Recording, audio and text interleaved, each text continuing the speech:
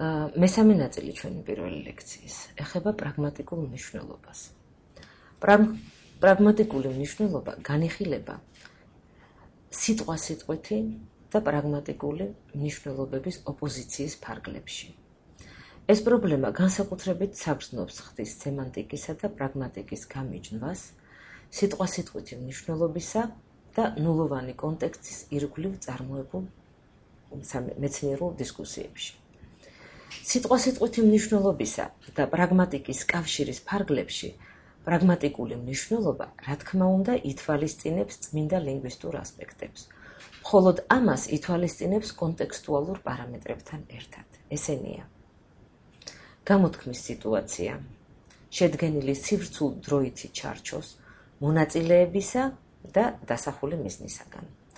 ამ მხრივ გამონათქვამის ინტერპრეტაციის დროს უნდა გავითვალისწინოთ როგორც ლინგვისტური, ასევე კონტექსტუალური მონაცემები ისეთ მონაცემებთან ერთად, როგორიც არის მაგალითად მოსაუბრეთა სხვადასხვაგვარი კომპეტენცია, მოსაუბრის როლი დისკურსში თუ მისი არგუმენტაციული ინტენციები, დასახულ საბოლოო მიზანთან კავშირში, რომლებიც წარმართავენ მეტყველებას. ოსვალდ დუკრო მიიჩნევს, რომ მნიშვნელობის განსაზღვრისათვის აუცილებელია გავითვალისწინოთ როგორც არგუმენტაცია, ასევე გამონათქვამის წარმოთქმა, გამონათქვამის გაკეთება. საჭიროა ვეცადოთ, დავინახოთ, თუ როგორ ხდება, რომ ფაქტი, რომელიც გადმოიცემა დისკურსში, ხდება მნიშვნელობის მაფორმირებელი. აღნიშნული ავტორისათვის არგუმენტაცია წარმოადგენს ძირითად ენობრივ აქტს. აქედან გამომდინარე, შეიძლება ვნახოთ, თუ რა მნიშვნელობას იძენს ისეთი არგუმენტაციული ინდიკატორი, როგორიც არის მაგალითად კავშირი მე. ბავშვებო, ძალიან გთხოვთ, აი ახლა როდესაც გავაკეთებთ, წავიკითხავთ აი ამას პრეზენტაციაშიც არის აი აქ მასალაში, მაგრამ ძალიან ყურადღებით მომისმინოთ და დაუკვირდეთ, იმიტომ რომ ამის მოსმენა არ შეიძლება ისე როგორც ღაბრის, უნდა იაზროვნოთ აი ჩემთან ერთად. ესე იგი, განვიხილავთ კავშირი მეს ამბავს. გვაქვს ასეთი ფრაზა, გამონათქვამი. Il fait beau, mais je suis fatigué. Il fait beau, A, je suis fatigué, B. რომელიც ეს გამონათქვამი შეიცავს ორ წინადადებას. A-ს il fait beau და je suis fatigué მეორეს B-ს. დაკავშირებულს ერთმანეთთან კავშირით მე. ესე იგი გვაქვს A, მე, B. წინადადება A საერთოდ მიდის დასკვნამდე, წესით, კაცმა რომ თქვას ლოგიკურად. Il fait beau და ესე იგი allons nous promener. არის R. წინადადება ასეთი. მიუხედავად ამისა, წინადადება B მოყვება A-ს, მაგრამ B მიდის საპირისპირო დასკვნისაკენ. Non R. N'allons pas nous promener. ამ შემთხვევაში მეს მნიშვნელობის გაგება შეიძლება მხოლოდ და მხოლოდ დისკურსის სიტუაციის გათვალისწინებით. აქ არგუმენტაცია მიმართავს, განსაზღვრავს ინფორმაციას.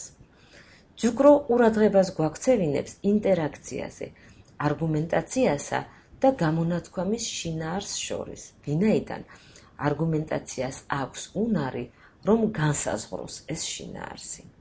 ესე იგი, პრაგმატიკა უნდა შეისწავლიდეს დუკროს თვალსაზრისით ეფექტს, არგუმენტაციულ გავლენას, რომელიც მეტყველებას უნდა ჰქონდეს. ამ მხრივ პრაგმატიკა ცდილობს ახსნას, თუ რატომ შეუძლია გარკვეულ გამონათქვამს ასეთი ეფექტის მოხდენა და რატომ აარჩია მოსაუბრემ ამ ტიპის გამოთქმა თავისი განზრახვის გადმოსაცემად, როდესაც მას შეეძლო, მას თავის არსენალში შეიძლება ჰქონდეს ბევრი სხვანაირი ფორმა, იგივე გადმოსაცემად. თუ დასაწყისში პრაგმატიკა ნიშნავდა კავშირს სუბიექტსა და ნიშნებს შორის, დღეს უკვე მინიმუმ ორი სუბიექტი უნდა ვიგულისხმოთ. ასევე გავითვალისწინოთ მიმართება არა მარტო ორ სუბიექტს შორის, არამედ მიმართება მეტყველ სუბიექტს და გამონათქვამში ასახულ სიტუაციას შორის და მიმართება მსმენელ სუბიექტსა და გამონათქვამში ასახულ სიტუაციას შორის. ნახეთ, აქ აქტიურია ორივე, მეტყველიც და მსმენელიც. პრაგმატიკისა და მისი ცალკეული კატეგორიების გასაგებად საჭიროა გავითვალისწინოთ, თუ ნიშნის რომელ განზომილებას ეკუთვნის მოცემული კატეგორია და თუ როგორ უნდა გავიგოთ ენობრივი სუბიექტი და თვით სუბიექტურობის ცნება კომუნიკაციის ფარგლებში. ამისათვის ყურადღება უნდა მივაქციოთ სუბიექტურობის სამ მომენტს. პირველი. კომუნიკაციის ყოველი აქტი გულისხმობს მეტყველ სუბიექტს, ანუ ადრესანტს. ეს იმას ნიშნავს, რომ პრაგმატიკის ფარგლებში უნდა გქონდეს იმ კატეგორიათა სისტემა, რომლებიც განსაზღვრავენ ადრესანტის მთელ პოზიციას კომუნიკაციურ აქტში. მეორე, ესე იგი პირველი ეხებოდა ადრესანტს და მის პოზიციას. მეორე, უნდა გქონდეს იმ კატეგორიათა სისტემა, რომლებიც განსაზღვრავენ ადრესატის მთელ პოზიციას კომუნიკაციურ აქტში. და მესამე, უნდა გქონდეს იმ კატეგორიათა სისტემა, რომლებიც ასახავენ ინტერსუბიექტურ ურთიერთკავშირებს, ურთიერთმიმართებებს. ახლა განვიხილოთ ისეთი საკითხი, როგორიც არის სუბიექტურობის მარკერები. პრაგმატიკამ, კერძოდ კი ემილ ბენვენისტის მიერ ჩამოყალიბებულმა გამონათქვამის თეორიამ, ადამიანს დაუბრუნა თავისი ადგილი ენაში. მხოლოდ ენაში და ენის საშუალებით ხდება ადამიანის სუბიექტი, რადგან მხოლოდ ენა აყალიბებს რეალურად ეგოს კონცეფტს. ეს კონცეფცია უბიძგებს ავტორს დისკურსში სუბიექტურობის მარკერების იდენტიფიკაციისა და ანალიზისაკენ. ეგრეთ წოდებული დეიქსისის ელემენტები, ან დეიქსური სიტყვები, რომლებიც წარმოადგენენ პიროვნების, დროისა და ადგილის მაჩვენებლებს, ამ მხრივ იმსახურებენ განსაკუთრებულ ყურადღებას. თუმცა ენა გვაწვდის უამრავ სხვა საშუალებას, ზოგჯერ რა თქმა უნდა ნაკლებად ექსპლიციტურს, რათა წარმოვადგინოთ სუბიექტი თავის კავშირებში სხვა სუბიექტთან თუ გარემომცველ სამყაროსთან. ეს მაჩვენებლები მიეკუთვნებიან მოდალობის კატეგორიას. ახლა რას წარმოადგენს მოდალობის ცნება? ეს არის შარლ ბარის დამსახურება, რომ ტერმინი მოდალობა შემოტანილ იქნა ლინგვისტიკაში. მეცნიერი თვლის, რომ გამონათქვამის გაკეთება შეესაბამება აზრის გამოთქმას, რომელიც განსხვავდება სუფთა და უბრალო წარმოსახვისაგან. მოაზროვნე სუბიექტი განუყოფელია აზრის ამ გამოხატვისაგან, რომელშიც იგი აქტიურად მონაწილეობს. იაზროვნო ეს ნიშნავს იმსჯელო, რომ რაღაც არსებობს ან არ არსებობს, ან ჩათვალო, რომ ეს რაღაც არის სასურველი ან არ არის სასურველი, ან არის არასასურველი. ან ბოლოს და ბოლოს ისურვო, რომ ის არსებობდეს ან არ არსებობდეს. სჯერათ, რომ წვიმს, ან არ სჯერათ. ან ეჭვიეპარება თამაში. სიამოვნებთ, რომ წვიმს, ან წუხან რო წვიმს. უნდათ რომ წვიმდეს, ან უნდათ რომ არ წვიმდეს. მაშასადამე მოდალობა გამოხატავს მოლაპარაკის მეტყველი სუბიექტის პოზიციას გამონათქვამის წარმოთქმის პროცესში. აღნიშნული დეფინიცია გულისხმობს, რომ ყოველი გამონათქვამი წარმოადგენს მოდალური ოპერაციის საყრდენს. მართლაც, შარლ ბალი ფრაზას აღწერს, როგორც ორი ელემენტის კომბინაციას. იგი აერთიანებს ერთი მხრივ დიქტუმს, ან გამოხატულ შინაარსს, ხოლო მეორე მხრივ მოდუსს, ანუ მოდალობის ოპერატორს. პირველი რეალიზდება სუბიექტისა და ვერბალური სინტაგმის ან პრედიკატის გაერთიანებით, ხოლო მეორეს გამოსახატად არსებობს ორი პოტენციური ტიპი, სადაც იგი გამოცალკევებულია დიქტუმისაგან და გამოიხატება მოდალური ზმნითა და სუბიექტით. ეს უკანასკნელი არის რა არა სისტემატიური ხასიათის, ან იგი ჩართულია დიქტუმში და შედის ერთი ან რამდენიმე ენობრივი ერთეულის შემადგენლობაში, რომელიც გამოხატავს ერთდროულად ორივე შინაარსს. აი ჩვენ გვაქვს რამოდენიმე მაგალითი, რამოდენიმე გამონათქვამი. Je veux qu'il soit à l'heure. Je veux modus sujet modal plus verbe modal. Qu'il soit à l'heure, c'est le dictum. Შემდეგ, il faut qu'il soit à l'heure. Il faut, c'est le modus, verbe modal. Qu'il soit à l'heure, c'est le dictum. Il doit être à l'heure. Modus plus dictum. Modus incorporé au dictum par le verbe modal doit. ესე აქ ჩვენ გვაქვს აი ზემოთ რაც თეორიულად ვთქვით, აი მისი ნიმუშები სამი. მოდალობა და სუბიექტი. მოდალობა ექსკლუზიურად არ უნდა იქნას დაყვანილი მოლაპარაკე სუბიექტის სუბიექტურობამდე. იგი შესწავლილ უნდა იქნას გამონათქვამის ინტერაქციულ ფარგლებში. სხვაგვარად რომ ვთქვათ, იგი ჩართულია მნიშვნელობის ერთობლივად თანასწორად აგებაში.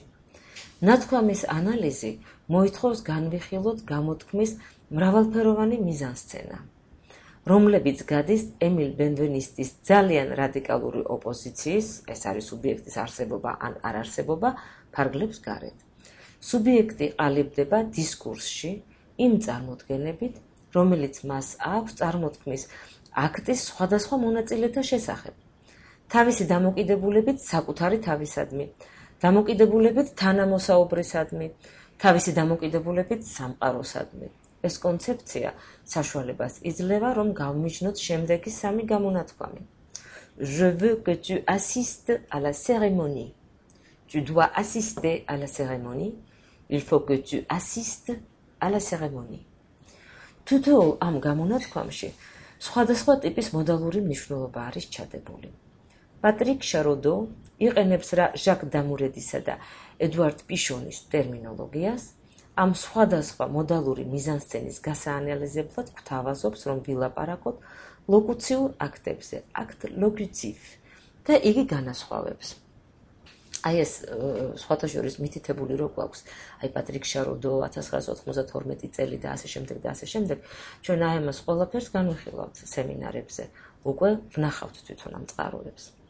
ესე იგი განასხვავებს ელოკუციურ აქტს, რომლის მეშვეობითაც ნაცვალსახელი ჟ-სა და ნების სურვილის გამომხატველი ზმნის ბულვაღის საშუალებით პირველ გამონათქვამში მოლაპარაკე ქმნის გამონათქვამის წარმომქმნელს, რომელიც გამოხატავს თავის პირად აზრს, აკავშირებს რა ნათქვამს პირდაპირ თავის თავთან. ძალიან გთხოვთ ყურადღებით დააკვირდეთ და მაშინ გასაგები იქნება თქვენთვის აი ეს განმარტება, კომენტარი. იგი ამგვარად ასრულებს სუბიექტის როლს, რომელსაც აქვს იმის ავტორიტეტი, რომ დაასაბუთოს ფორმულირებული თხოვნა.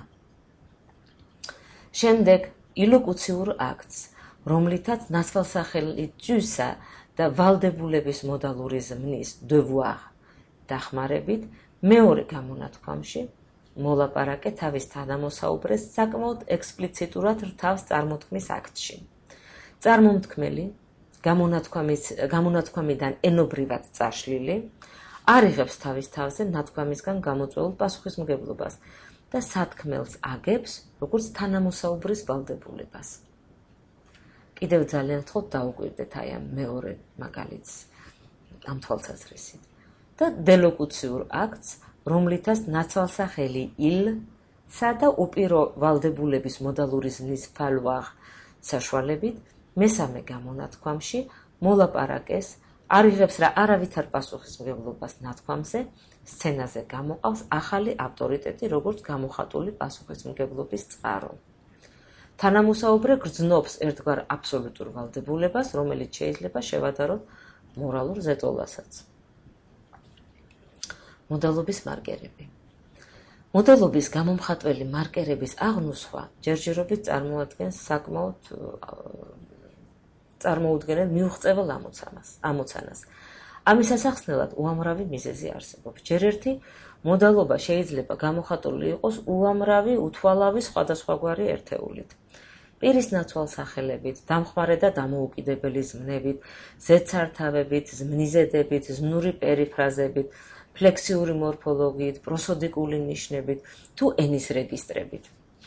ამ ენობრივ ერთეულებს შემდგომ შეუძლიათ წარმოთქმის სხვადასხვა აქტის ფარგლებში ჰქონდეთ მრავალი მოდალური მნიშვნელობა, თანაც მეტნაკლებად ექსპლიციტური. და ბოლოს, მოდალობა ყოველთვის არ ემთხვევა დამოუკიდებელ მორფოსინტაქსურ ან სემანტიკურ მარკერს. იგი შეიძლება გამომდინარეობდეს უბრალოდ სინტაქსური კონსტრუქციიდან, სიტყვათა რიგიდან, ან უფრო ფართოდ გამონათქვამთა ერთობლიობიდან, მისი აქტუალიზაციის კონტექსტის გათვალისწინებით. წარმოთქმის მოდალობები. გამონათქვამის მოდალობები მიბმულია სინტაქსურ, ტიპოგრაფიულ და პროსოდიკულ მარკერებზე, რომლებიც აუცილებელია მტკიცებითი, კითხვითი და იმპერატიული ტიპის ფრაზების რეალიზაციისათვის. წარმოთქმის თითოეული აქტი მოითხოვს აუცილებლად მათ შორის ერთ-ერთის არჩევას და სხვების გამორიცხვას. შეიძლება ესე იგი მათ ვუწოდოთ სავალდებულო და ექსკლუზიურები. ემილ ბენვენისტი აზუსტებს მათ როლს. ეს სამი მოდალობა მხოლოდ ასახავს მოლაპარაკე და მსმენელზე მოქმედი ადამიანის სამი ტიპის ფუნდამენტურ ქცევას. მას სურს მსმენელს გადასცეს ცოდნის ელემენტი, ან მიიღოს მისგან ინფორმაცია, ან გადასცეს მას ბრძანება.